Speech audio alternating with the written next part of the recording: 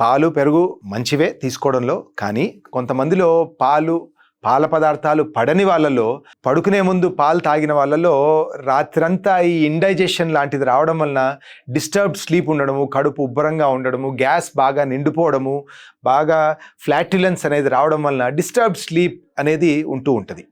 అలాంటి వాళ్ళు పడుకునే ముందు పాల పదార్థాలు తీసుకోకపోవడం మంచిది. పెరుగు అంటారా, దీనివల్ల కూడా కడుపులో చల్లదనం పెరగడము, గుడ్ ప్రోబయాటిక్స్ రావడము, దీనివల్ల డైజెషన్ ప్రాసెస్ ఇంప్రూవ్ అవడం కూడా జరుగుతూ ఉంటుంది. కానీ ఎక్కువగా పాలు తీసుకుని పడుకోవడం, ఎక్కువ వాటర్ కంటెంట్ కూడా ఎక్కువ తీసుకున్నట్టు అవుద్ది ఇలాంటి వాళ్ళు. అందుకనే ఎస్పెషలీ ఎల్డర్లీ వాళ్ళలో, ఇలా డయాబెటిక్స్ అయిన వాళ్ళలో షుగర్ కంటెంట్ బాగా పెరగడం జరగవచ్చు.